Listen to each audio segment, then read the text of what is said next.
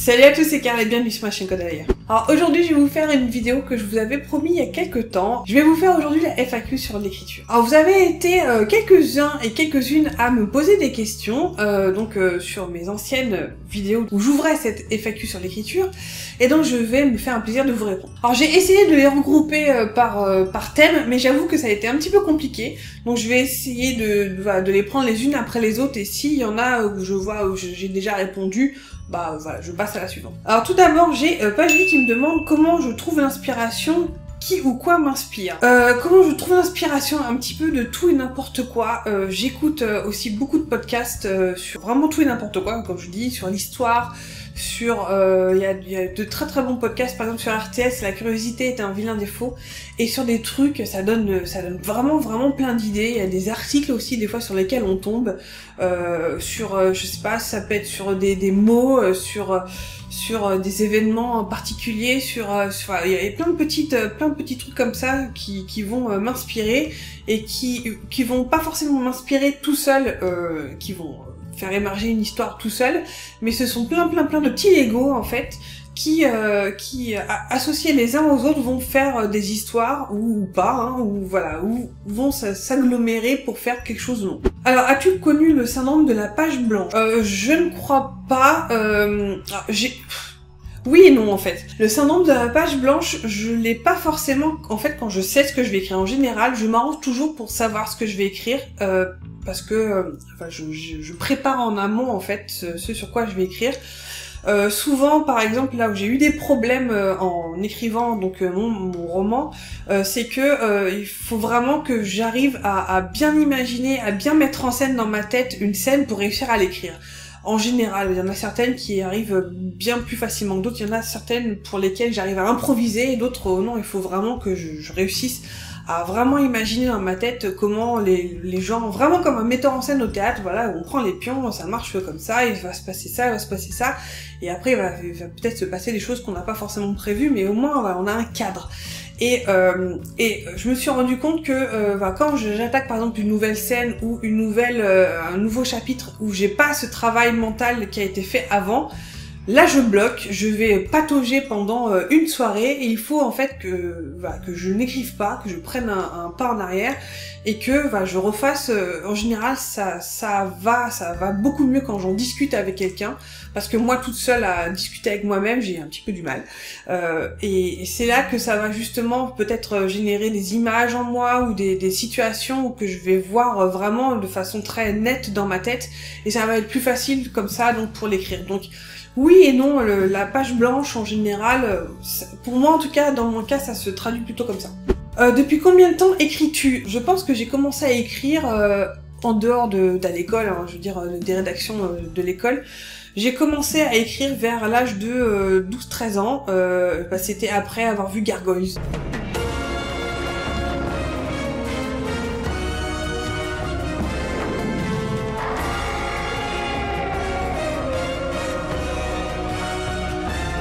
Gargoyles en fait a été la chose qui a débloqué pas mal de choses chez moi, y compris le dessin et l'écriture du coup. Et j'avais commencé un roman à l'époque qui a jamais été très loin, mais c'était un roman super ambitieux déjà à l'époque. Et je l'ai jamais terminé celui-ci, il a terminé au fin fond du placard des manuscrits inachevés.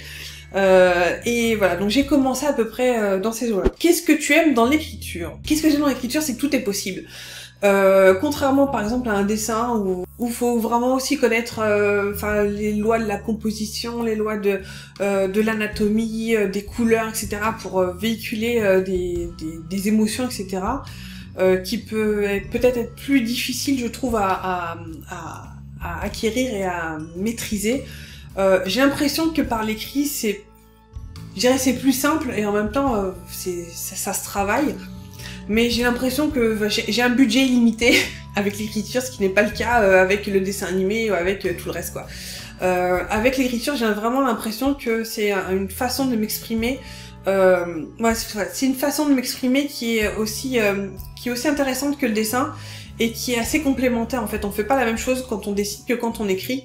Et ça me permet vraiment aussi de jouer un espèce de demi-heure. Je suis le dieu dans mon roman et je fais ce que je veux dedans. Et j'avoue que c'est un sentiment qui est assez jouissif. Ta famille et tes amis sont-ils au courant que tu écris? Alors oui, ma famille est au courant depuis très longtemps. Mes parents savaient que j'écrivais déjà à l'âge de 12-13 ans puisque j'écrivais sur l'Atari de la famille. Même sur la machine, j'ai commencé sur la machine à écrire qu'on avait à la maison. Même mon premier roman, comme je vous disais, que j'avais commencé à 12-13 ans, en fait, ma sœur m'aidait à l'écrire, puisque par exemple, quand je prenais mon bain, je lui dictais et elle écrivait à côté, donc voilà, c'était un truc de famille. Et mes amis aussi, peut-être pas tous, hein, je pense pas que tous le savent, je suis pas sûre. Mais en tout cas, j'en ai jamais fait... Enfin, je l'ai jamais caché, quoi. Donc... je vois pas pourquoi je le cache d'ailleurs. Tu es plus écriture organisée avec un plan ou écriture en freestyle sans plan comme moi? Alors quand j'ai commencé à écrire, j'étais sans plan freestyle j'arrivais à écrire et il y avait toujours un moment où la motivation était plus là, où je savais plus quoi écrire et où ça s'arrêtait en fait. Et je me suis découverte étant plus planificatrice que freestyle. C'est l'histoire qui te va en premier ou le titre? Bonne question, ça dépend quoi. Il y a des histoires, par exemple mon roman a changé de titre, j'en suis peut-être au 3e ou 4e titre. Puisque le premier colle plus du tout, le deuxième était un mot anglais donc ça ne marchait pas. Celui-là, c'est celui qui colle le plus, mais j'espère que j'aurai pas besoin de le changer parce qu'il y a une BD qui est sortie récemment qui a un nom très proche et ça m'embête beaucoup, mais je trouve pas pour l'instant de mot qui soit aussi parfait que celui-ci. Donc c'est un petit peu compliqué. Et par exemple de l'autre côté, ma nouvelle qui va être édité, qui va être publié dans quelques semaines là. J'ai eu le titre très tôt. C'était celui-là, c'était pas un autre. Et voilà, donc ça dépend des histoires en fait. Et par exemple, pour les tomes suivants, au roman que j'ai fini d'écrire, j'ai déjà les titres donc pour les tomes 2, 3 et 4 qui vont, je pense, influencer. En fait, le titre va influencer, je pense, l'écriture du roman, de ce qui va être dedans. Mais ce sont pour l'instant des titres de travail. Après on verra si je transforme l'essai ou pas, s'ils vont rester là tel quel ou pas. Je passe ensuite aux questions de SoCute. Écris-tu tous les jours? Non, et j'aimerais bien. Ça dépend, moi je suis une écrivaine, une autrice un petit peu tributaire. J'essaie de m'en sortir, j'essaie de me guérir, mais j'étais pendant très longtemps tributaire des nanos. Dans le sens où quand il y avait un nano, je pouvais écrire tous les soirs, et quand il n'y a pas de nano, j'ai du mal à me poser. À part là, quand j'ai terminé mon premier jet, j'ai besoin d'un cadre où notamment je vais écrire avec d'autres personnes qui vont écrire en même temps que moi. Parce que, j'ai besoin d'une motivation à plusieurs pour écrire toute seule, ce qui est un petit peu handicapant parce que il n'y a pas toujours un nano tout le temps et voilà, il y a besoin de se motiver. Même si je trouve que maintenant j'arrive à trouver une routine qui me convient mieux, mais voilà, j'écris malheureusement pas encore tous les jours pour la simple et bonne raison que je travaille à côté, que j'ai d'autres hobbies comme le dessin, comme Booktube, comme plein d'autres trucs, et du coup voilà, il y a que 24 heures dans la journée donc c'est pas facile. Alors comment as-tu trouvé l'idée de ton roman? C'est une bonne question. Mon roman, donc Versipellis, donc le tome 1 qui s'appelle Lune de sang, en fait, est venu de plein de choses différentes en fait. Ce roman est un gros melting pot de choses. Comme je vous disais au début, mon inspiration c'est des Lego. Et c'est exactement ça en fait. C'est venu d'un mélange entre un peu du 10e royaume, beaucoup de l'Assassin Royal, ça clairement. L'Assassin Royal ça a été vraiment le moteur de mon roman.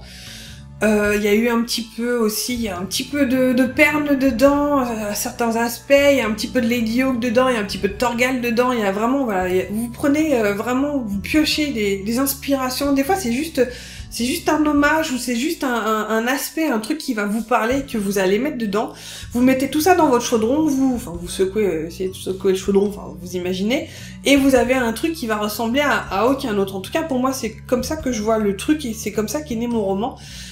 Et pour tout vous dire, je pense qu'il y a d'autres questions là-dessus, je crois que j'en ai vu, c'est que la première version de mon roman a absolument rien à voir avec ce qu'il est maintenant, mais genre rien du tout, puisque à la base c'était plus un roman fantastique, qui se passait dans notre époque, et maintenant c'est complètement de la fantaisie renaissance, donc absolument rien à voir. Je passe ensuite aux questions de Céline des Mondes de Lutienne. Bonjour Céline. Alors elle me demande: comment gères-tu la cohérence entre tes scènes pour ne pas que certains éléments apparaissent ou disparaissent pouf comme ça? Il y a deux choses je pense qui peuvent aider justement à ça. C'est essayer de planifier au mieux. Même si ça ne résout pas tout, mais planifier au mieux, ça peut aider. Et à ça, et aussi la réécriture. La réécriture, ça va te permettre justement de voir s'il y a des éléments qui disparaissent ou qui apparaissent. Et ça va te permettre justement, ou de les faire apparaître plus tôt, ou d'en parler pour d'autres chapitres au préalable, ou d'essayer de faire en sorte qu'ils soient là plus tard, là où tu te rends compte qu'ils disparaissent et qu'ils ne devraient pas disparaître. Voilà, ça te permet de gérer ça. La réécriture sert beaucoup à ça justement. Et la deuxième question, donc, je pense que j'ai déjà répondu. Elle me demande si je suis plutôt du genre à avoir un synopsis détaillé ou plutôt une ébauche. Un petit peu entre les deux. Voilà, j'essaie de planifier au mieux mon histoire, en tout cas de me donner un cadre qui ne va pas être trop restrictif en tout cas, qui va me permettre d'aller dans une direction, même si justement au fur et à mesure de l'écriture je vais avoir d'autres idées où les choses vont se replacer. Il y a des choses qui étaient peut-être un petit peu floues avant et qui d'un seul coup vont s'éclairer en fait et vont se préciser. Voilà. J'aime bien me laisser avoir un cadre, mais me laisser assez de liberté pour pouvoir justement un petit peu bouger au besoin. Je passe ensuite aux questions de Mathilde Escure qui me demande comment tu as travaillé aussi longtemps sur le même projet pour garder inspiration et motivation. C'est une très bonne question. Je pense que cette histoire, j'ai dans la peau depuis très longtemps. Pour la petite histoire, je l'ai commencé en 2001. Ça fait extrêmement longtemps comme vous pouvez le voir. Et il y a des moments où je l'ai complètement arrêté. Pendant des années, j'y ai pas du tout touché. Je suis revenue dessus, j'ai retravaillé, etc. Il y a d'autres personnes, même d'autres écrivains qui vous auraient dit si vous traînez trop longtemps, plus d'un an sur un projet, laissez-le tomber, passez à un autre.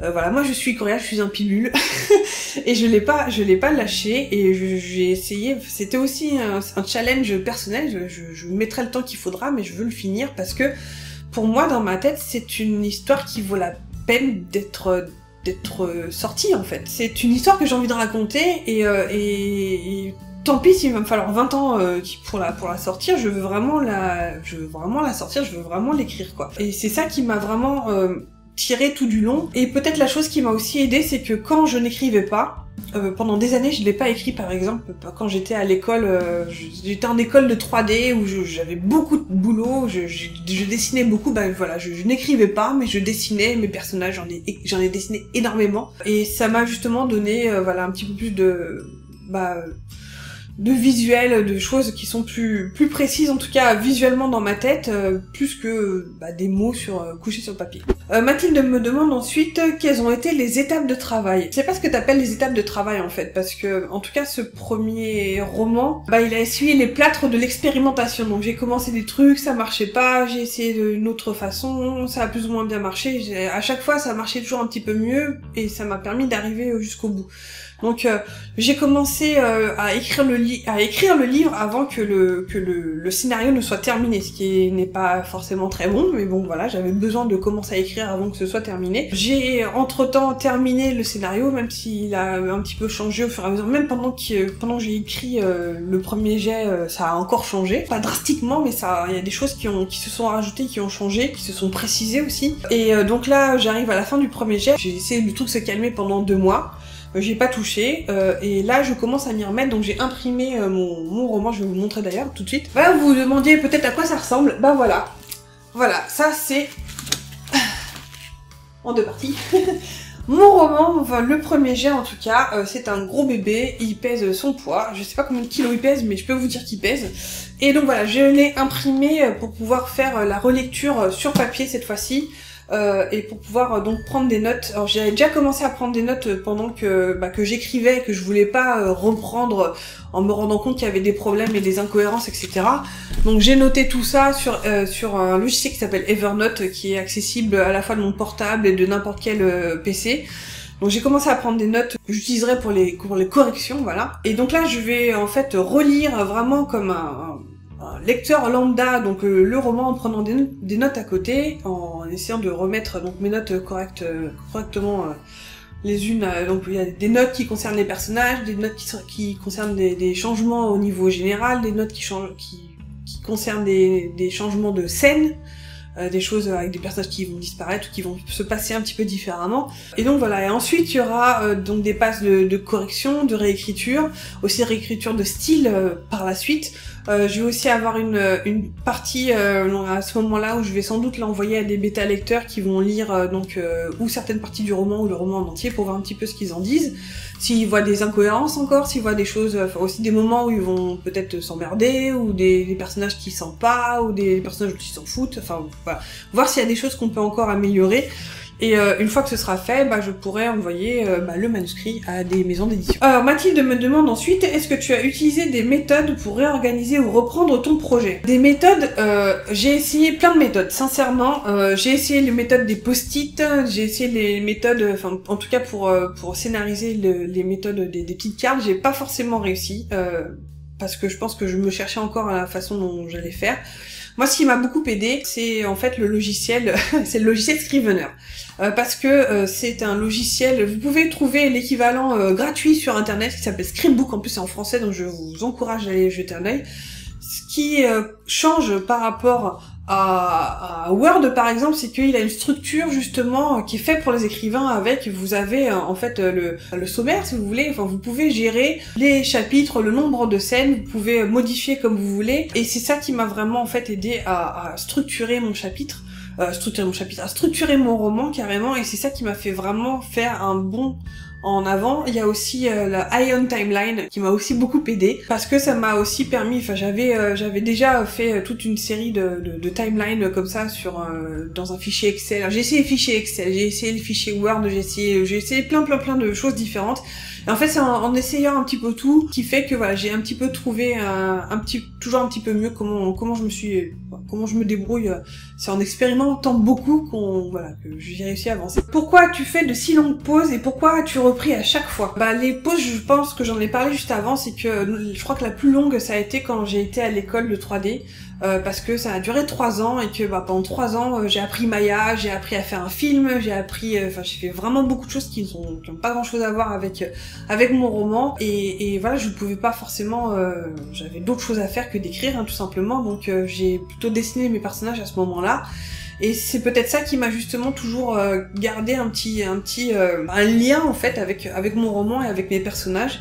Et c'est toujours, je pense que ce qui m'a vraiment gardé jusqu'au bout, c'était vraiment le lien que j'ai avec mon histoire et avec mes personnages, et vraiment l'envie de sortir sortir leur histoire en fait. Et j'ai toujours repris parce que après autant de temps, j'avais un œil neuf, et je pouvais voir là où ça marchait pas, là où finalement oui, c'était plutôt pas mal, et il y avait vraiment comme je vous disais cette envie d'écrire leur histoire. Combien de versions de ton histoire y a-t-il eu? Alors j'ai pas compté, mais comme je vous disais tout au début, quand j'ai commencé à écrire ce roman en 2001, il n'avait absolument rien à voir avec ce qu'il était maintenant. C'était un truc plutôt de fantastique, un peu à l'histoire sans fin en fait, puisque on avait l'héroïne qui s'appelait Isabeau, merci Lady Hawk, qui en fait tombait dans une espèce de passage spatio-temporel, et qui tombait dans une version justement un peu bizarre de monde parallèle en fait, et en fait ces passages spatio-temporels étaient créés par une organisation secrète américaine qui avait développé ça en fait pour aller chercher du pétrole partout, parce qu'il y avait une pénurie de pétrole, et donc ils allaient chercher du pétrole partout c'était possible, y compris dans les mondes parallèles. Voilà, on n'est plus du tout là-dedans, mais genre plus du tout, puisque là on est vraiment dans une histoire autour des loups-garous, de leur persécution, mais il y a plein d'autres trucs aussi là-dedans. Donc voilà, c'est Il y a eu beaucoup de versions de l'histoire et je pense que cette histoire a eu aussi besoin que j'évolue et que je mûrisse au fur et à mesure. À chaque fois, en fait, chaque version a été le reflet de ce que j'avais envie de dire à l'époque. Il y avait un côté plus romance quand j'avais une vingtaine d'années. Maintenant, il y a un peu plus de tout ce qui est autour de la justice, du préjudice, etc. Aussi tout ce qui tourne autour de mon intérêt par rapport aux personnages féminins et de la façon dont elles sont dépeintes. Je pense que c'est ça correspond à mon état d'esprit de maintenant. Et je pense que c'est aussi pour ça qu'il y a des versions ça a évolué dans le temps à cause de ça. Ensuite, j'ai Yggdra68 qui me demande quel genre de roman est-ce. Comme je disais, c'est un roman de fantasy renaissance qui se passe dans un univers, dans une Europe parallèle à la nôtre. Est-ce que tu mettras quelques petites illustrations que tu auras fait dans ton roman? Bah écoute, j'aimerais bien.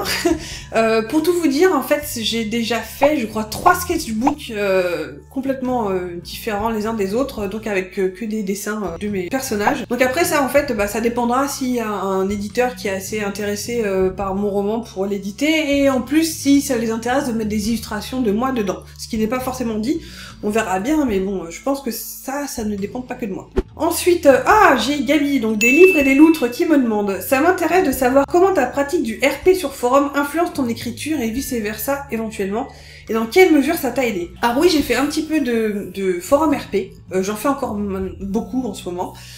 J'ai eu des périodes où j'en ai fait beaucoup, d'autres quasiment pas du tout, et en fait là je fais du forum RP en anglais carrément, donc c'est une approche un petit peu différente.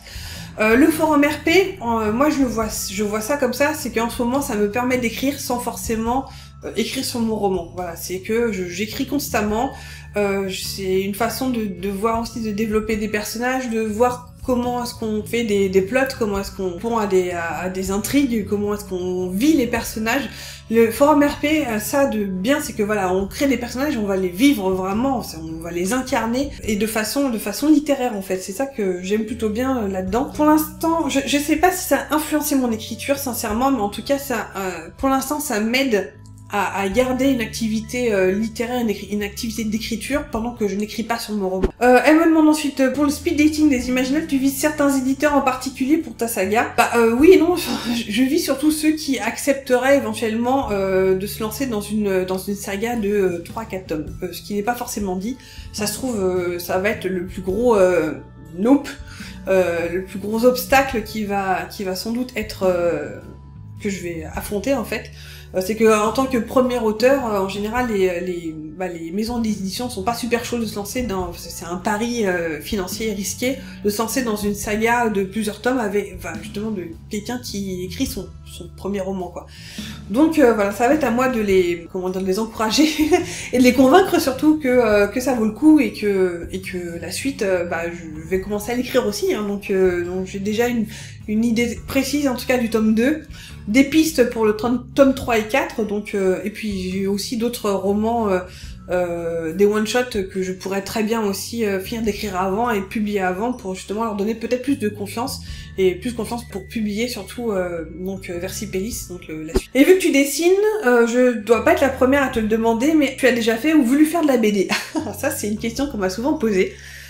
Alors, j'adore la BD, j'adore en lire, j'ai ma bibliothèque est pleine de BD, mais je n'en ferai pas, pour la simple et bonne raison que je n'ai pas les capacités nécessaires pour en faire. C'est un sacerdoce, la BD, c'est une façon de s'exprimer. Je ne pense pas être en mesure de le faire en fait. J'ai déjà fait des BD pour Grand Galop, ça mais il y a même pas mon nom marqué dedans, mais j'ai fait deux BD de la série Grand Galop que vous pouvez trouver dans les librairies. Alors c'était un peu différent parce que c'était une adaptation de la série Grand Galop, donc en BD. C'est un format qui moi me correspond pas pour m'exprimer, voilà. Je préfère largement faire des dessins d'un côté ou écrire de l'autre. La BD c'est pas pour moi. Ensuite, j'ai Mine Rouge qui me demande quelle est ta routine d'écriture. Alors, elle est assez fluctuante. Pour l'instant, j'essaie de m'y mettre le soir quand je rentre du boulot. En général, quand je m'y mets vraiment, j'essaie de faire 500 mots un soir. Ça me prend en général, je dirais 1h30. Et pour des mois de NaNoWriMo, je peux vraiment passer 3 ou 4 heures le soir après manger à ne faire que ça. Et sinon, quand j'essaie de garder une routine et de ne pas faire que ça tous les jours, J'essaye d'écrire en fait, on va dire 2 fois par semaine et 1 fois le week-end, parce que je ne peux pas non plus moduler pardon mes horaires à la convenance. Il y en a qui vont se lever par exemple 1 heure plus tôt, moi c'est pas possible, je me lève déjà à 5h15 le matin pour aller au travail, donc je me vois pas me lever à 4h pour écrire, faut pas pousser non plus. Donc je préfère écrire le soir et le week-end. Le matin en général je suis assez productive le matin.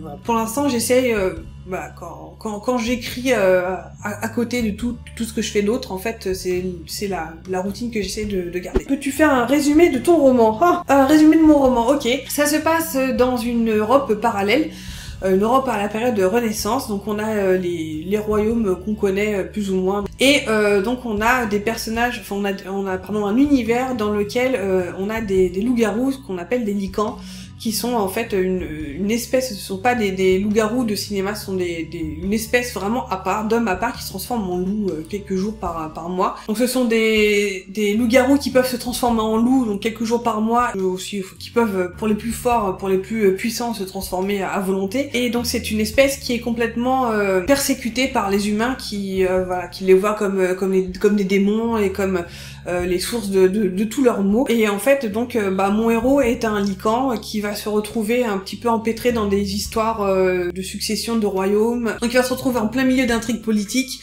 d'intrigues de cour, d'intrigues aussi personnelles et des intrigues mythologiques. Alors on fait un petit saut dans le futur, Back to the Future. Je continue avec les questions qui me restent et ce sont les questions de ma chérie Sailor Flo qui me demande ça fait quoi d'arriver au bout de cette première aventure. Alors ça fait bizarre et en même temps j'y crois pas trop puisque je sais que je suis pas arrivée au bout, il me reste encore beaucoup de travail, hein, faut le dire, elle-même le sait, hein. Mais il y a quand même un sentiment d'accomplissement, surtout vu le nombre d'années que j'ai passé sur ce projet, même si j'ai conscience que c'est pas du tout fini. C'est la fin d'une étape, en tout cas dans ce premier tome, mais vu qu'il y a déjà ce premier tome à vraiment finir, donc la deuxième partie de travail, et ensuite tous les tomes d'après, et tous les romans autres que j'ai en tête. Donc voilà, c'est cool, mais je sais que c'est pas fini. Alors elle me pose une autre question, pourquoi t'es-tu lancée dans une trilogie dès le début? Pourquoi ce format plus qu'un autre? Alors en toute vérité, ça a fluctué au fur et à mesure où j'ai écrit ce roman parce que tout simplement l'intrigue générale que j'avais en tête, ça ne pouvait pas tenir en 1 ou 2 tomes, c'était pas possible. Et en fait, pour tout vous dire, avant d'avoir un truc à peu près fixé sur, je dirais 4 tomes, en fait, ça devait être 2 trilogies différentes puisque je m'étais dit que je voulais en fait séparer 2 intrigues importantes. Vraiment les séparer complètement et finalement je suis revenue sur ma décision en me disant que ça pourrait peut-être être un petit peu moins lourd en fait si j'essayais justement de les ramener en 4 tomes. Donc c'est pas encore fixé, enfin c'était fixé mais c'est pas encore vraiment fixé, ça va dépendre justement des autres intrigues des prochains romans. Mais voilà, je pense que 4 tomes ça me paraît plus plausible que 2 trilogies, voire une seule. Et la dernière question de cette FAQ, comment tu fais pour reprendre et poursuivre après de grosses périodes de pages blanches où tu n'écris pas? Je me demande si j'ai pas déjà un petit peu répondu à cette question auparavant. En fait, quand je n'écris pas, ça veut pas dire que je réfléchis pas sur mon histoire, parce que en général j'ai toujours des discussions avec d'autres amis à propos de mon roman. J'ai aussi des réflexions juste personnelles, voilà, ça mijote tout au long de la journée et tout au long des mois, même quand je n'écris pas vraiment quelque chose de tangible. Et puis il faut dire que quand je n'écris pas, je fais autre chose, c'est-à-dire que je dessine ou je lis, donc je nourris toujours une espèce d'imaginaire qui va me servir ensuite à ressortir sur papier.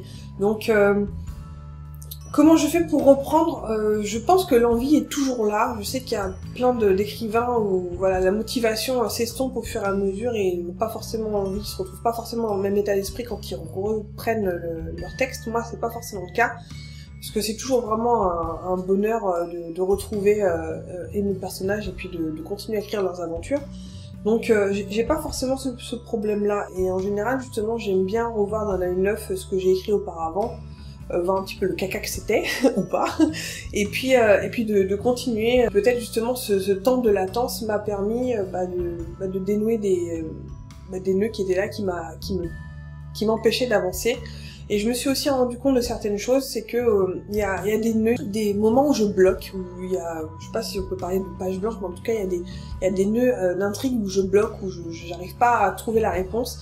Et en fait, j'arrive toujours à, alors ça peut prendre du temps, ça peut prendre des fois des mois ou des années, mais voilà, ça aussi, ça a cet intérêt de prendre du temps justement pour développer une histoire, mais il y a toujours un moment où je vais lire un truc, alors soit une BD, je vais peut-être lire un article ou un roman ou n'importe quoi, et en fait dedans il y a la réponse à ce nœud, voilà, qui était là depuis longtemps, et donc je me dis toujours qu'il y a des moments dans une vie d'écrivain ou de créatif où bah en fait il y a des espèces de rencontres comme ça qui se font et qui débloquent les choses, et des fois on se dit ce serait un peu dommage parce que si j'avais pas lu tel BD ou si j'avais pas lu tel article, et ben j'aurais pas forcément la réponse à cette question. Enfin, peut-être que la réponse à cette question serait venue d'une façon détournée et d'une autre façon. Donc voilà, en général j'ai pas forcément de problème pour reprendre là où j'en étais, même si ça fait 6 mois que j'ai pas écrit. Et je dois avouer que quand même les NaNoWriMo m'aident beaucoup à remettre le pied à l'étrier. J'ai souvent du mal en fait après une grosse période d'écriture à garder une certaine